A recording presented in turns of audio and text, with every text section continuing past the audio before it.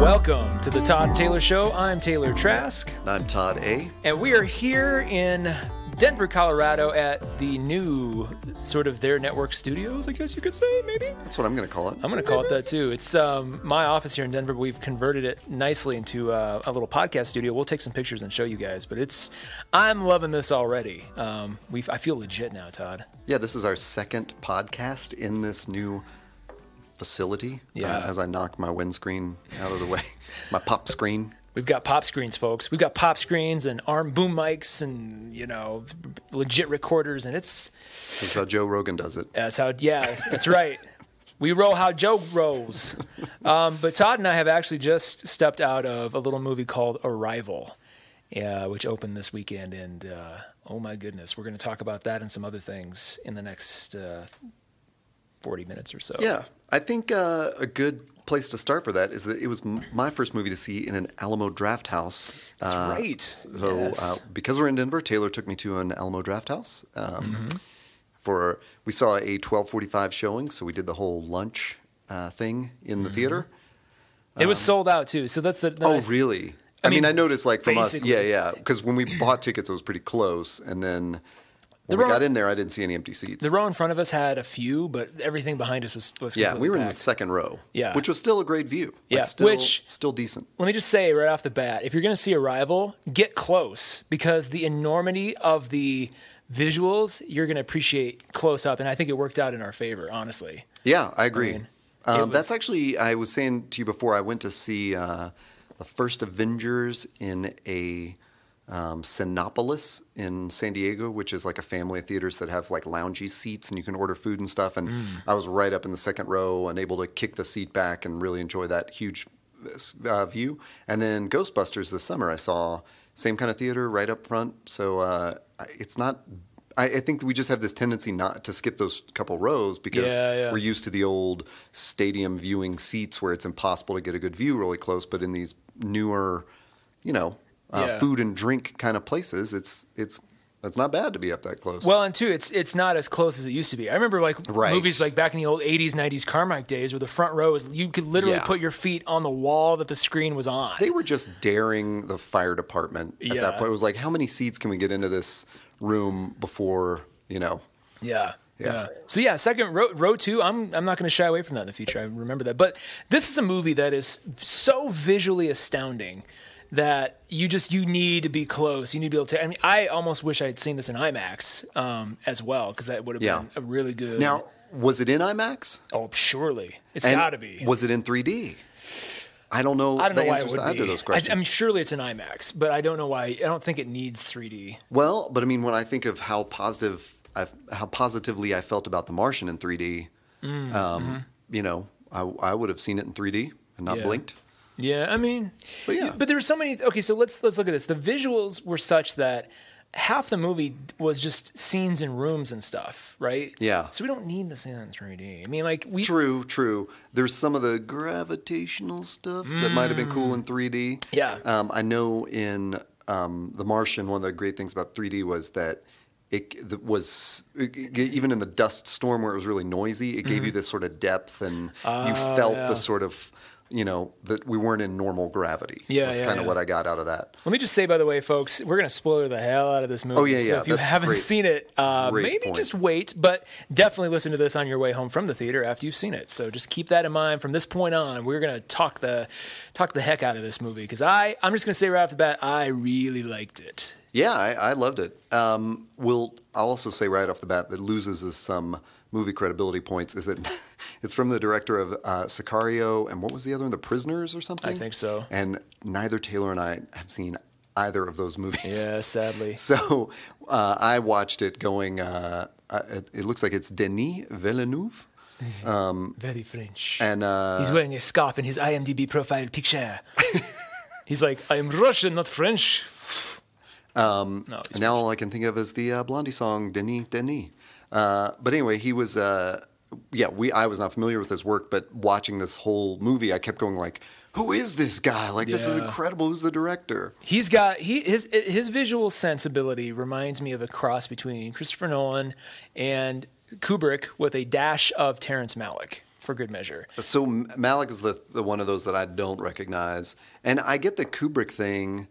To me, that was a lot in the storytelling, though. That too. And the sort of cutting of it, because as we'll get into in a little bit, that those cuts make a real big difference at like how the order in which the story is told. The Kubrickian thing for me, though, is both in the score, which was very... Oh, yeah. The score reminds me of Peter Gabriel's score for The Last Temptation of Christ.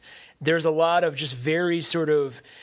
ambient music, but with like almost like world tribal kind of injections, and there's like taiko drums and stuff, and it's like it's very appropriate, but it's not what you would expect going into this. It's not the Hans Zimmer bum bum bum bum. I mean, a little of that, but it's more than that, and it's definitely not the traditional like Howard Shore style.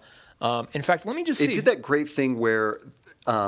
There were times when the soundtrack was playing when I was not really aware of it because it was so part of the cuts and the movement of the story. Yep. And then when it did become apparent, it was like you were already caught up in the music, especially there at the end. That was where it really, where I knew I was like sort of aware that I was listening to music and a soundtrack that was manipulating my emotions. Now this guy, the soundtrack is by Johan Johansson.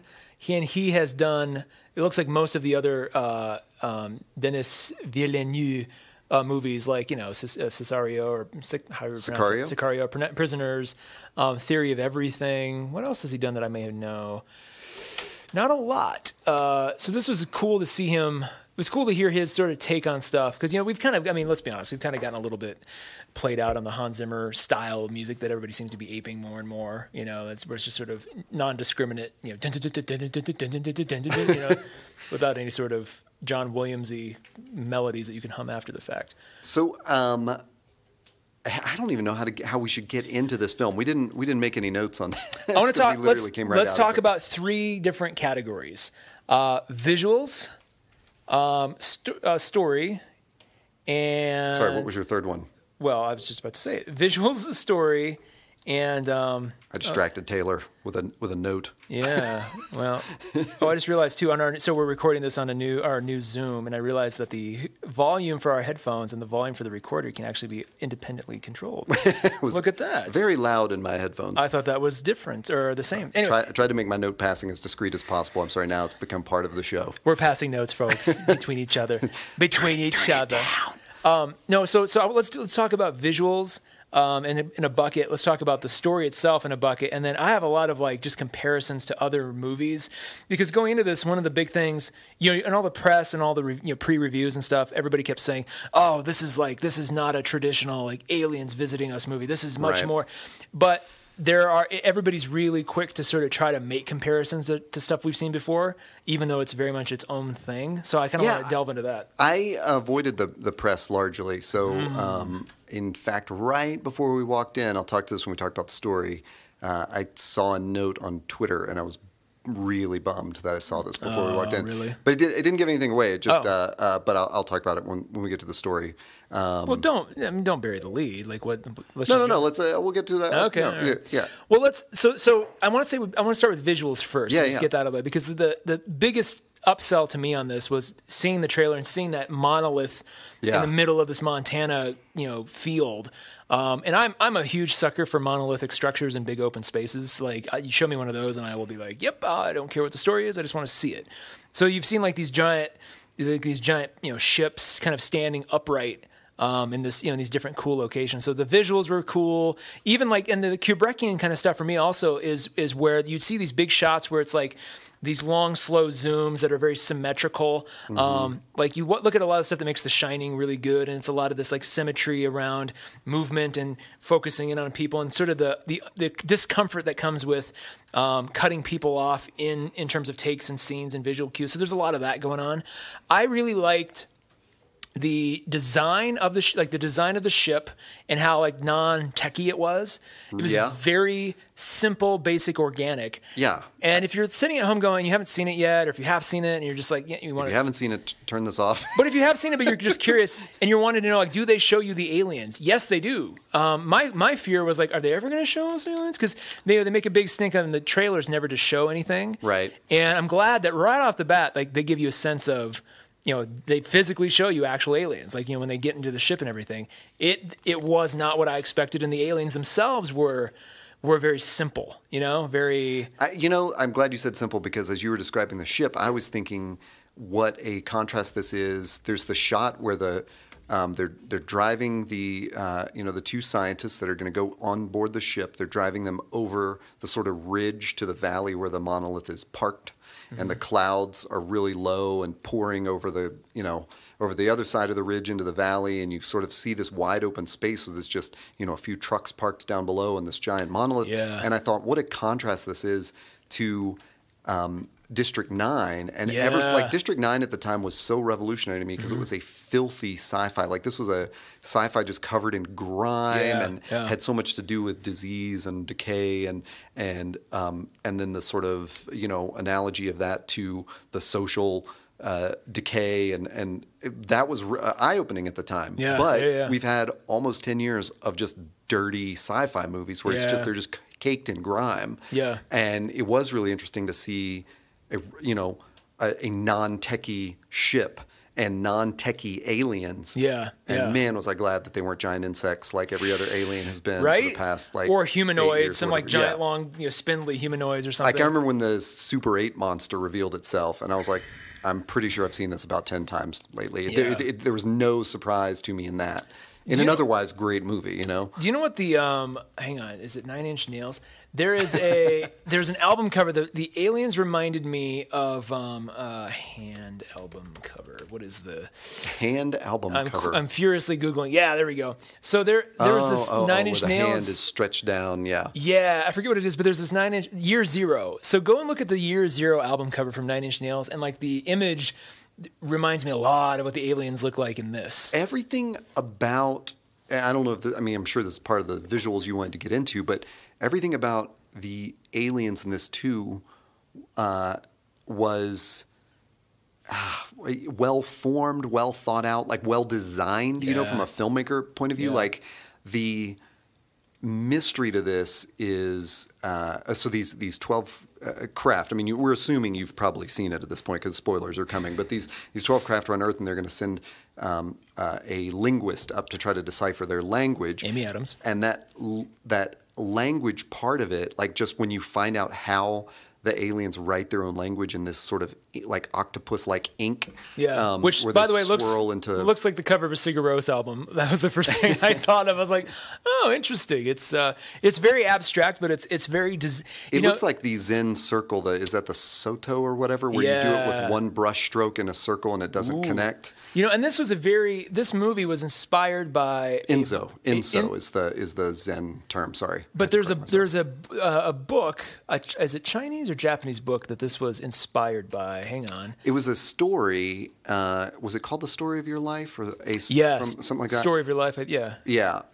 We saw that in the ending credits. I was not familiar with any of that before it happened, but anyway, as Taylor looks that up, I mean, just the design of the heptapods, the aliens that had 7 legs, and then the way they communicate and the way they move and the way their ship was built, it was just so perfect to me. Like, it all made sense in that weird way. But it wasn't like the clean white. No, exactly. It was there was an organic quality to it, but it was uber dirt simple. Like, there wasn't wires and crazy electronics like running through the ship. It was just like one giant rock wall, inside and outside. And then this goes back to the Kubrickian thing. The simplicity of when they're first interacting with the aliens, they get in there and there's like this glass wall between them because the aliens have like this sort of smoky atmosphere of their own. Yeah. Which reminds me a lot of, if you've seen Torchwood Children of Earth, you will recognize this visual very quickly. It reminded me a lot of that, and I almost got kind of creepy vibes just hearkening back to that. But they're in the ship, and it's like this white, they have a lot of light behind the heptapods or the aliens, and then like everybody's communicating through there. But that's the only sort of like, any sense of technology other than the gravity and stuff. We don't see visually. There's not really any, there's no tech as we know it. It's all very abstract and organic, and The other thing it did was it helped focus on a science that is not mechanical. Yeah. Because there's so many sci-fi movies where and I mean, this is a terrible example, but there are a lot of like Independence Day. When they learn how to fly the ship, to me, it's like, how would you even know? I mean, aren't all the rules going to be different on that ship? Like, so there was such a reliance on the translation and the linguist part of it that, they're going to show a ship that doesn't have levers and lights and stuff like that on it, which made it so much more appealing. There weren't as like many red herrings to me. Like I wasn't thinking like, oh, and at some point Hawkeye's going to have to pilot this ship, you know? I just knew like, no, this is going to be more about the communication. That's the story, not how do we get this out of our atmosphere or take it down or whatever, you know? By the way, in case you don't know, Amy Adams, Jeremy Renner, co-star in this thing, Forrest Whitaker, who I figured it was him, but he looks so different for some reason. Well, the other thing is he has a different accent in every film that he does. This one I was a little lost on. It was kind of a New York-y accent at times, but there was like a hint of South African at some point. It was just the best I could do was like maybe New Orleans or something. It's like kind of a Yankee Creole accent. Yankee Creole. Isn't that a candle? The Yankee Creole. It smells like Mardi Gras. From Herberger's. Pick yours up today. I really like Jeremy Renner in this movie. He, normally, and I don't hate him and other stuff, but he has the Leonardo DiCaprio problem from time to time of being almost too intense no matter what he's playing. In this one, he just relaxes and settles in and is so nonchalant with his performance that I was like, I'm really digging him in this. Well, I like the way you put that. There was a moment where I thought, I was briefly on the train of like, Keanu Reeves gives essentially the same performance in every movie. Yeah. I've kind of come around to like loving what that guy does. Yeah. But there was a moment in this where I was like, oh my God, Jeremy Renner is the new Keanu Reeves. Like he's just this sort of like, cipher onto which we project whatever personality we want. But he did open up a little bit more in the movie. Yeah. And it reminded me that my favorite parts of Age of Ultron were where he was Hawkeye was interacting with his wife and family. And I can't stand him as Hawkeye, really. But I loved those moments. Like that made me like Hawkeye, basically. Whereas I hadn't liked him through 3 movies at that point. Well, I mean, he didn't have anything to do in the first Avengers movie, so they had to. He sat up in that nest in Thor and guarded the hammer. Yeah, well. That requires a lot of acting. No, but Jerry, I'm gonna take another look at him because it's just I agree. Yeah, he was sort of following. Yeah, you're right. He was sort of following into that Keanu Reeves territory, and I hate to say, nothing against Keanu Reeves. He's like our John Wayne. This generation's John Wayne, right? He's just like, I'm just gonna give this performance and be that solid guy. And if you put him in the right stuff, like it works really well. Like John Wick works really well. Apparently, I haven't seen it, but everybody loves John Wick. Well, I mean, however many Ronin there were in that movie about the Ronin that I really loved. 47, 48, 42? 119 Ronin. Yeah. There's a lot of Ronin. Several dozen Ronin. I love that movie. And then the sequel will be several more. I mean, it does. I don't want to sidetrack us too much, but does Jeremy Renner fall into that Nicolas Cage, Keanu Reeves sort of school of like Nicolas Cage? We do our own school, and Johnny Depp to some extent. Like, there's a lot of times where you're watching Johnny Depp going, this guy he's the same sort of zany in every movie. Johnny Depp really fancies himself Gary Oldman, and there's a couple times he just falls flat trying to get there. And you're like, Mordecai, for God's sake, was Mordecai. I didn't see that. I wish I'd seen that because I read the books. Mordecai's based on books. Yup, the Mordecai trilogy. There are 3 books about this. What is he, an art dealer / detective sort of thing? Why didn't they just cast Christoph Waltz as that guy? I would have seen that. Yeah. Christoph Waltz as Mordecai. No, so going back to Jeremy Renner. We're talking about a ruffle. We'll tangent the hell out of this if I don't watch out. We're going to have a giant whiteboard here now, and just part of the studio setup will be a giant whiteboard with all my tangents and then arrows. No, I took us on that one.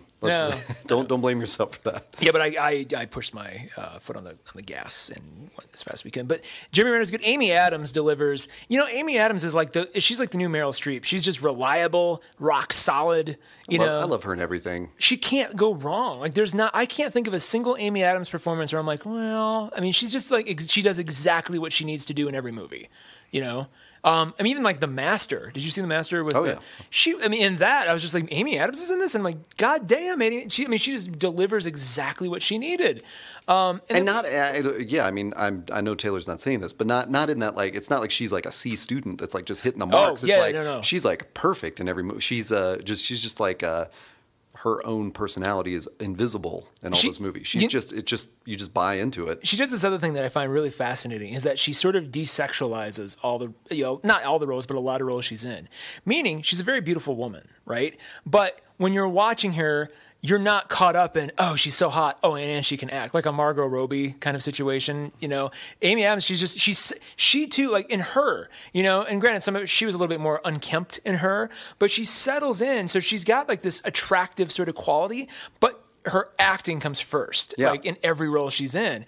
Even when she's trying to be, her character is sexy, she's still just like, my acting, like she has this weird way of making you just believe her performance before everything else. And I'm like, how does she, I don't understand. Well, yeah. And not that we're obsessing on that point or something of the sexiness or non-sexiness of this role, but maybe this is a good example is there are several places where she's taken to this alien landing spot, put in fatigues and like some ugly military jacket that, is way too big for her. Yeah. And it's just like, no, that's what you would wear in this situation. It's not a Bryce Dallas Howard running away from a Tyrannosaurus Rex in high heels. Thank you. And perfect so comparison. not that it's necessarily like the sexual, non-sexual thing. It's just not, they're not trying to like, make you really aware that like, oh, there's a feminine, that's like a better way to put it. She's just another soldier / scientist on the ground with everybody else. It wasn't, it's not.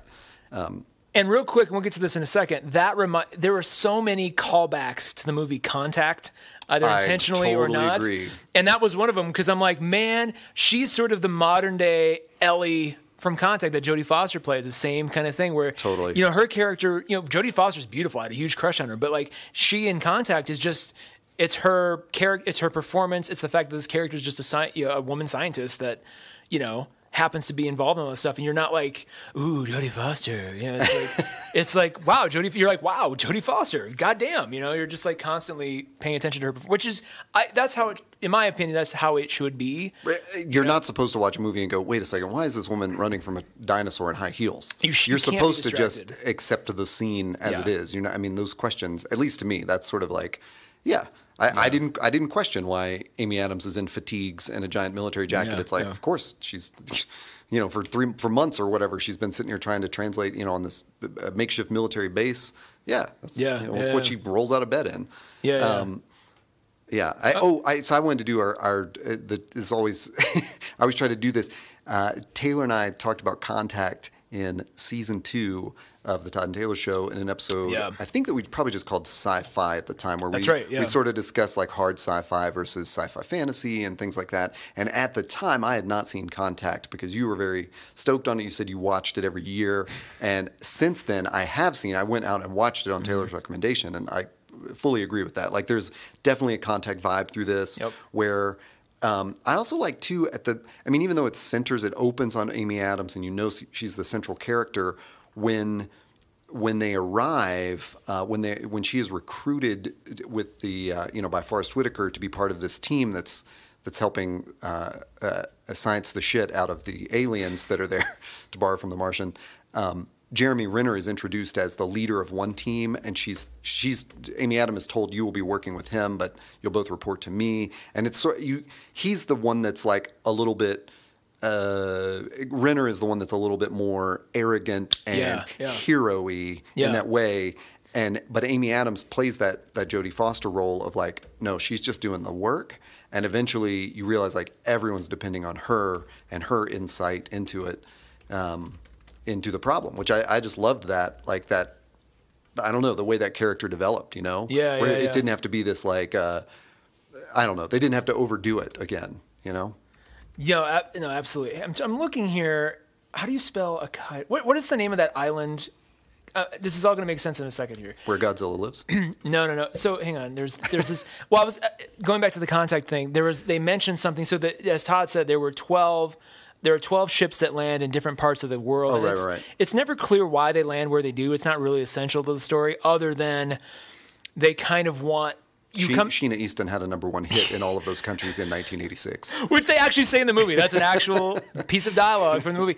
But I think what we're meant to be left with is they wanted humanity to work together in some way. I mean, that's what I took away. And that's why they landed in different, and just too, because humanity doesn't have a single leader. They're just like, well, we'll kind of land all over and try to, hopefully they can figure it out amongst themselves and maybe they can work together. And, but there's one of the places they land is, what is this? It's this whole thing. Hokkaido. Okay. I think, okay, now this may be completely out of. That's where Homer Simpson, the fishbulb light bulb comes from, if you are aware of that Simpsons episode. There we go. So okay, I am. In Arrival, and this may just be wishful thinking, but right off the bat, they were talking about, like, one landed in Russia, one landed in Montana, one landed in Hokkaido. And I was like, because if in the movie Contact, the location, spoilers, the location of the second machine that they build is Hokkaido Island. So I was just kind of like, is that a little callback? I wonder if it is. Yeah. There were a couple of things in this movie where I'm like, man, I wonder if there's sort of like, it's just a little subtle nod to like, we really recognize that movie as, kind of being the trailblazer for this one. Now, did we look up the nationality of the author? Yes. It is Ted Chiang, Chiang, and it's not clear what nationality. Oh, click on his name there. He's from New York. Oh my God, no, it's Madrid, Spain. He's not from there. He's Chinese. It's an American with Chinese heritage. Yes. So, okay. And there was a lot of... Hokkaido is not like that may be, in fact, a nod to Contact and not sort of a Japanese author writing about, his homeland or something. Yeah. I'm hopeful that it is. But there was a lot of a lot of Chinese sort of presence throughout this. Well, definitely that language that's written, the aliens, the heptapods language. Yep. And so... Todd's talking about the language, like early on, like when they first, they do a couple tries where they send Amy Adams and Jeremy Renner and some military guys into the ship to try to communicate with them. And she decides to bring a whiteboard eventually where she's writing down like, human, my name is Louise. And then they see that and go, oh, and they kind of spew their ink, like almost like little nanobot ink clouds. And then the ink clouds form like their symbols that they come to find that these...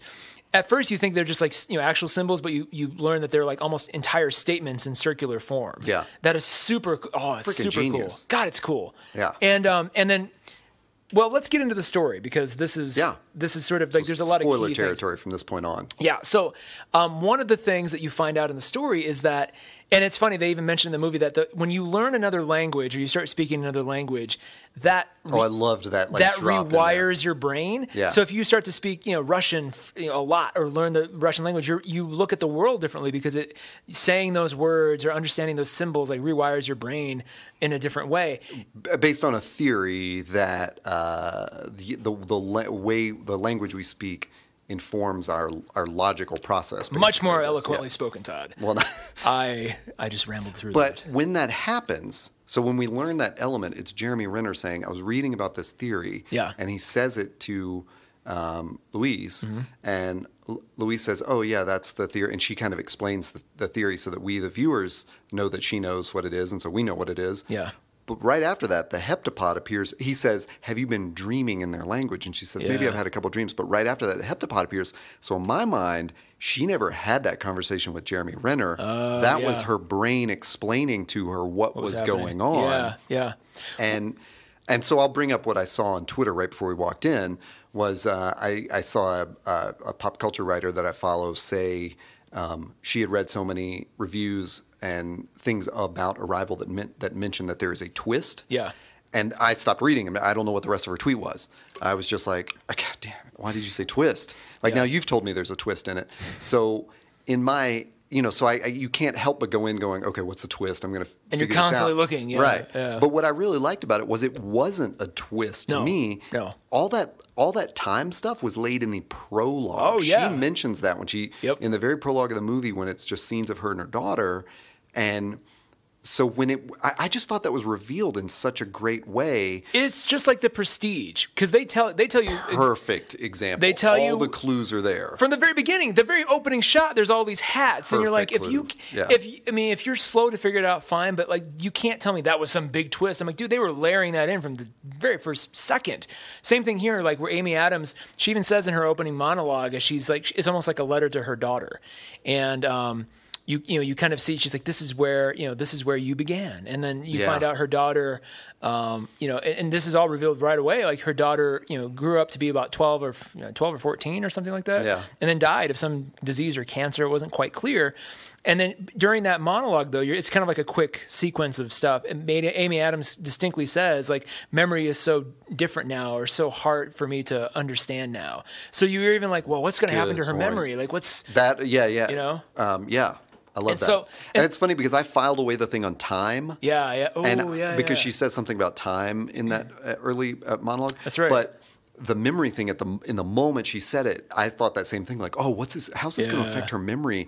But I kind of pushed that aside. I hung on to the time thing. I knew that at the time, so when they kept showing flashbacks with the daughter, or what you eventually find out are flash forwards with the daughter. Yeah, well, we'll get to that in a second.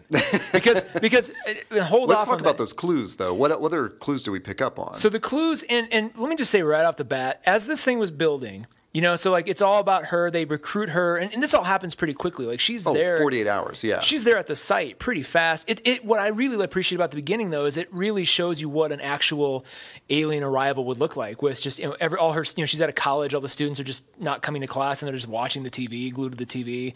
They basically just it reminded me a lot of, because I was in college during 9/11, and that whole thing was eerily like, wow, something's this really is harkening back to that. Where they're like, hey, everybody, we're taking the day off today, and get everybody inside, and all these kinds of things. And then so she gets taken to the place, and she starts communicating with these, with the aliens and everything, trying to figure out their language. But the entire time, she keeps kind of flashing back to her daughter, and you distinctly know, because the color tone of the daughter sequences are all sort of orange and warm, and then the tone of when they're back in the what we've learned is the present is all like cold and blue and whites and stuff. So you distinctly know there's some kind of game being played. My concern, but it's not super obvious. I mean, I think that's the great thing too, is that when we eventually find out, when you put the story together, it none of it seemed out of place, made up. Also, that's the other thing, is that I didn't doubt that those were her memories in somewhere on the timeline.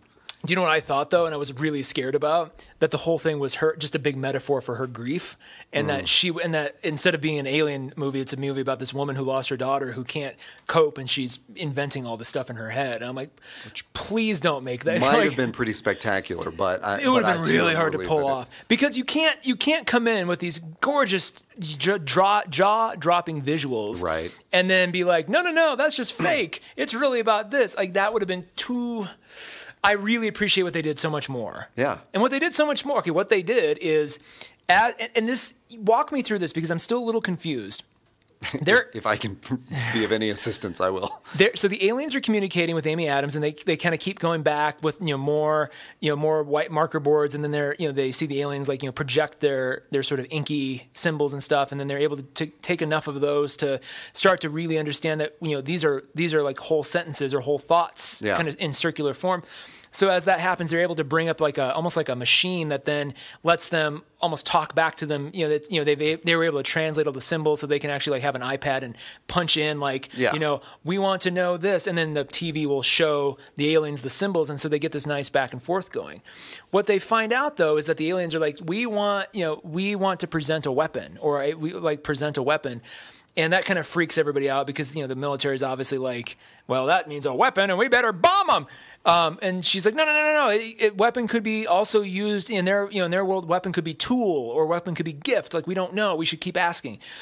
What you end up finding out is the tool or the weapon that they're talking about is the language that they have been communicating with via these symbols. And that was so well revealed. Like, there was no big, huge moment. Like, she just sort of says that over her shoulder to Ian, Jeremy Renner's character, I think. Or no, she's saying it to Forrest Whitaker, right? Yeah, that's the gift they've given us, is the language that we can use to communicate all this. And it's like, and just the other flash forward of her book called The Universal Language or whatever. But why this is important is hearkening back to the other statement about learning a new language or studying a new language kind of rewires your brain. As Amy Adams gets, and I suppose we're supposed to take this as like a couple months have passed while she's been up there, at least a couple weeks. They did say months actually at one point where they talked about it's. Yeah, I get the sense that they were, because there's a montage of them, like at one point Jeremy Renner like narrates like a little. This is maybe the only weak part to me was when Jeremy Renner was like, "We were with the aliens a while." Like it was almost just kind of like an exposition dump. I mean, it worked, but it was a little bit like. I wonder if we're going to get something in like a director's cut or notes or something that come out, because to me that felt like he was making a film like for his students or something to explain like this was my role in it. Oh, sure. Because it really all of a sudden the tone totally changes. Yeah. His voice is a different tone of narration than Amy Adams was at the beginning, even when she was sort of narrating to her daughter. Yeah. And even the stuff that we're seeing on screen seemed more like they were putting together a presentation. Yeah. And maybe that's what it was. Maybe he had put together a presentation for the other nations or something, but it definitely wasn't explained like in the moment. And possibly that's just because it wasted time to explain it. Yeah. And they were like, let's just have him show the presentation and get to the next part. That's true. But so Amy Adams is like, studying this language, is immersed in it for so long, months, as we're told. Eventually she starts having these flashbacks more and more. And as she's reading the language and looking at it, which was so neat to see. And you realize what they kind of reveal is that this has rewired her brain to think of time like Dr. Manhattan, where it's simultaneous. And so she can, and she's like, and they at some point they explain to her, like, time isn't linear to us. It's everything is circular, like everything. Yeah. And so what I'm not sure about, and this is where I kind of was like, I need to watch it again in case I missed something.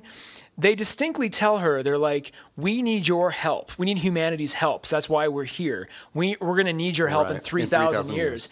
And she's like, 3,000 years? What? And they're like, we're going to need your help, so we're going to give you this weapon. And the weapon is the language, which allows Amy Adams to sort of see through time, or basically kind of experience time simultaneously. So she's able to see what we think was a flashback to her daughter dying is actually something that hasn't happened yet.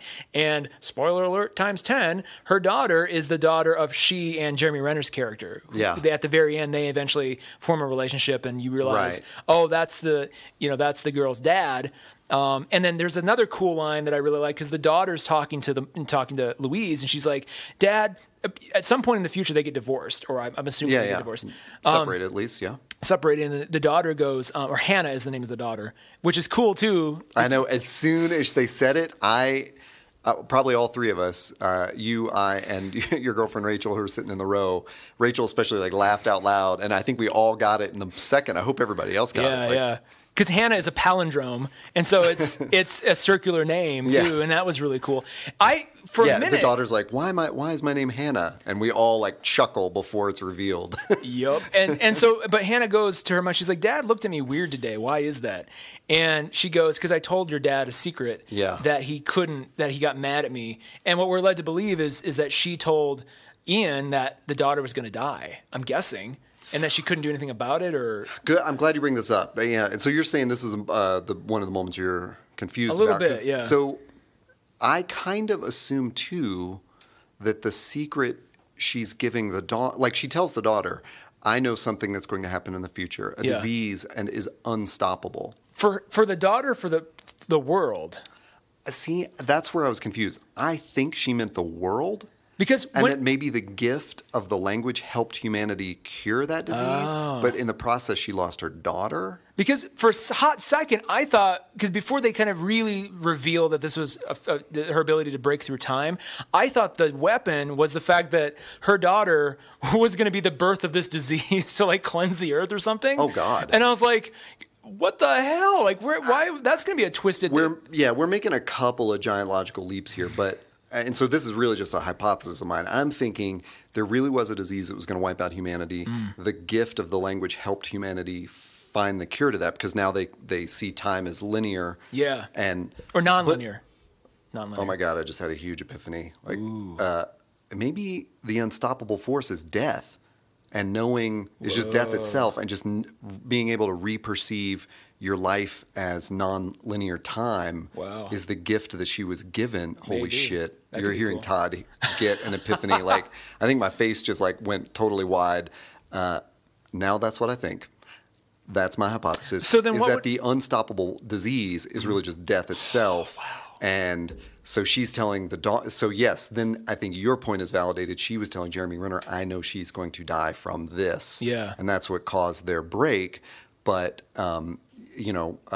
Louise was able to experience her life. You know, the question she asks Ian at the end was, if you knew everything that was going to happen in your life, would you do anything different? Yeah. I noticed when we pulled up the Wikipedia page, it said this sort of hypothesizes a deterministic view of life, that you have no free will. You're just sort of caught in the stream or whatever. Yeah. Holy shit. Another epiphany coming to Todd right now is that is what the Enso kind of signifies in Zen Buddhism, of the circle. Yeah. And that's what their language represents, is that Enso, the circular Buddhist mark. And so maybe it is that act of creation. And obviously, even if it's not, it's got to be inspired by the Enso. Oh, God, it looks just like it. But even if it's, even if it's not, that. just the circular form of their language shows that they are not linear. They are circular, I'm looking at Enso, ENSO on Google Images, and they all look so much like, wow, that one too. Looked just like the way the aliens communicate. I'm so glad you knew that, because that's a really cool twist. I've just had a moment where my mind opened up, and we're gonna go see it again, folks. We'll see you next time. And I got it all. So maybe. I'm still not sure though. Okay, that I'm on board with all that. But what is this 3,000 year thing? Maybe it's not important. It's not like they had to say but it's just like, what would they need if the aliens already can see time this way themselves? Why would they need humanity's help? Like, what's the Now I'm lost on that, because as I watched it, I thought there really was some disease that was coming, and they just needed help in 3,000 years. But now that I've had the epiphany about death being the unstoppable disease, what is the point of saying in 3,000 years we're going to need your help? Maybe it's just not consequential, but it's just like, hey, there will be a problem we can't solve ourselves, and we'll need you guys to be at our level by then. Maybe it's because, I don't know if you know this, or if you've spoken to Glenn Beck recently, but the Earth is only 6,000 years old. Ah, of course. So 3,000 is half of 6,000. Maybe they're going back in time to when the dinosaurs roamed 3,000 years ago, briefly, because we rode them and hunted them or something. I don't know. I'm making all that up. And they were toilets for us, just like in the Flintstones. It's all real. It's like flush. It's a what is like? Doesn't at some point in the Flintstones, like, the dinosaur looks at the camera and goes, "It's a living," or it's like some kind of weird. Like, oh God! In the animated or in the live action? Animated. Do you want to jump to your third point? Of like comparing this to other films? Yeah. So the big ones that jump out to me are obviously Contact, which we talked about, and I think this is gonna be on your list. Interstellar. Oh God. Interstellar, yes, but I want to say too, like, a great weekend would be to watch Contact, then go to the theater and watch Arrival. And they are, they're not the same story, but there's so many themes and sort of like they will be very complementary. I love that you were thinking of Contact, because I was too, and there's a beautiful poetic ending to Contact. Yeah. Yes. Spoil. I'm going to spoil this, so just mute it. If 20 you years old. Yeah, exactly. But there's that great thing that where that person says to. Where they're basically comparing this scientific discovery. Jodie Foster receives a discovery basically that only she can verify. Yeah. And they say, "Oh, so you had a unique personal experience with a power greater than yourself." And this is after she was like shitting on religion, like the entire movie. Yeah. So it's this brilliant, and I was so afraid that in this, when Amy Adams comes back down from the spaceship, that she wasn't going to be able to share the information she got, and that something horrible was going to happen. And I thought, I just had that flash in my head of like, oh, humanity's still going to start a war on these aliens, and she's going to be the only one that knows the truth. Yeah. And that's somehow going to be the thing that affects time or whatever. But then the way they reveal. So anyway, I love your point about Contact. I was thinking along those same lines too. Contact, Interstellar for sure. Well, I almost think Inception. Dude, I was just about to say Inception. Because I just said Interstellar. Maybe put that in your head, but you incepted me in the that very last reveal at the end with Yeah. the conversation with the Chinese, the Yes. chairman of the People's Liberation Army. So quick thing. They make a big point about the China's general is kind of like they call him the big domino, because like anything he does, Russia and like 3 or 4 other countries are going to follow suit. So they're really concerned about what he's going to do in response to these aliens. And he's actually the first one to kind of initiate we're going to have an attack on the ships, hostile activities, activities. And what Amy Adams, at that point, her sort of future perceiving powers are mature enough to where she has a flash forward where she's talking to the general at some future banquet, and he goes, "I wanted to meet you because you are the one responsible for stopping me from basically making a really big mistake." And she's like, "What do you mean?" He's like, "You called my private number. I feel like I should tell it to you now." So basically Amy Adams in the present is getting this information from him in the future so she can make this call and connect it. That was very Inception-like. Yeah, but it was, again, like all the other reveals, it was just like, it was so, there was no, that's why I don't like, in retrospect, the word twist, because to me it wasn't a twist. It was a lining up of clues, so we, the audience, didn't feel cheated, which is how I always feel with twists. Yeah, because a twist is when they're like, oh, now we're going to reveal information we've purposely kept hidden the whole time. Are we so clever? Look at this. Whereas this was like, no, all the information was there, and you get to discover it as Louise is discovering it, which was what was so thrilling to me. Yeah, Prestige is another. I mean, it's the sort of similarities between non-space or sci-fi movies was more stark. Like Prestige, Inception, Tree of Life. Go watch Terrence Malick's Tree of Life. There's a lot of sort of ins and outs there too. The other one, Close Encounters of the Third Kind. Oh, I'm so glad you said that, because that was, I was. In fact, it was a little distracting too, because there was a couple times where I'm like, man, are they going to Close Encounters this? Is Amy Adams going to go on the ship and just fly away? Like, what's because at one point she goes back on the ship. I'm like, oh, alone, God. Are they just going to like go off and she's going to come back later somehow? Like, there was all these everything. I was subconsciously trying to second guess it, and thank God the movie went its own direction, which was a great direction. What else came to my mind? There's that one.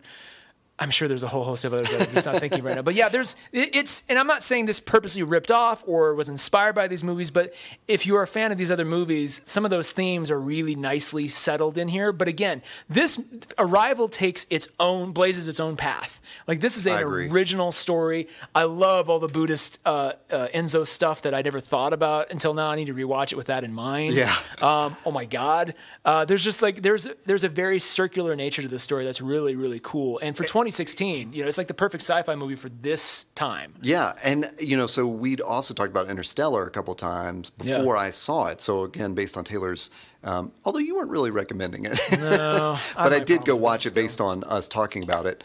And Interstellar was unsatisfying in a way that all the some major problems didn't get sort of wrapped up, in a happy package. I guess they got satisfied, but it wasn't happy. But that was realistic of it, and that's a very challenging thing to take as a viewer, to be like, okay, they've solved the humanity crisis, even if the personal lives of these individuals is still very sad and sort of wrapped up in that sadness. But this one, Arrival, I like you said, it's such a circular movie. Like, it satisfied all those things without being corny. There's actually only one line in the movie that I think I know which one you're going to say. I'll let you say it. Yeah, it's at the very end when Jeremy Renner and Amy Adams are standing. The ships have gone off, and Jeremy Renner goes, and she's kind of like reconciling all her. She's just figured it all out. Yeah, she's going flat. She's actually having simultaneous flash forwards and flashbacks and stuff in her head. And Jeremy Renner goes, I came out here to, I always looked up at the stars, thinking that was the most important thing. Until I met you. And I was like, oh, Jesus Christ. Yeah. I actually looked at Rachel and went, ugh. It was the one tarnishing mark. I've been rewatching Arrested Development, and I wanted to say, that's a little cornball. But I mean, you can forget. The rest of it's so good, you can forget. Exactly. Yeah. And she, I think right after that is when she says... Right before to right after is when she says the line about if you knew everything that was going to happen in your life, would you make any changes? So she grounds it immediately after that. But it didn't. I never felt like there was a corny ending or like a twist that, you know. Where they're all standing on a hillside waving as the aliens go off, or, you know, it's like, bye, thank you. You know, there was I guess there was a little of that, but it wasn't so overt. Todd and Taylor ruined movies. Let's come up with our endings to really serious movies that would be... You remember when Matthew McConaughey rides the bomb down waving his cowboy hat at the end of Interstellar? Jesus Christ. So I guess on a scale of 1 to 5, with 5 being not, you know, absolutely gobsmackingly good and 1 being, where would you put this? I mean, 5. It's perfectly told. I mean, I'm not going to ding at any points for that one line. Yeah, no, clearly not. And I'm going to say it was not over long. No, it was like right at 2 hours. I didn't actually look at the runtime, but it's right around there. And it felt. Let me just say this too. This was the first time in a while where this was a movie in the traditional sense, right? Yeah. This is not something you want to see on your TV. It's not something you want to see on your iPhone. You want to see it in a big screen where you can kind of surrender to the moment of the story and the visuals. Like it's a movie. You know, this isn't like, oh, it's a web series that we're just going to show on the big screen. No, it's a movie. And I guess it's important, you know, as we said at the beginning, we didn't see it in IMAX. We didn't see it in 3D. We just saw it in normal, 2D. However many normal Ds there are. And it was perfect for that. Like it didn't miss anything. There was no like, it wasn't supposed to be more grandiose. It was like perfect. It was huge. Yeah. And it was perfect in that flat 2D, huge cinematic way that, you know, it was just awesome. That was great. Yeah. Well, I mean, I can't say anything more about it. I can't either. And, we're wrapping up just in time like we should. For once, folks, we're not going to go over time. We can get you home to bed right when you need to. Todd, where can they find you? Find me on Twitter at HeyToddA. What about you, Taylor? I'm at Taylor Trask, and both of us are at there.network. Yeah, find this and other fabulous podcasts. Not .com, not .net, not .org. Yes, .network. That is a domain name. There.network, and you can find their network anywhere: Pinterest, Facebook, Twitter, SoundCloud, wherever Google podcasts Plus, or Friendster. Facebook. We do have a Facebook page. I'm going to set up a MySpace page tomorrow. Come to our There Network MySpace page. Great. Hey, that's podcast number 2 wrapped in the new podcast studio. That's awesome. Well, folks, we'll see you soon.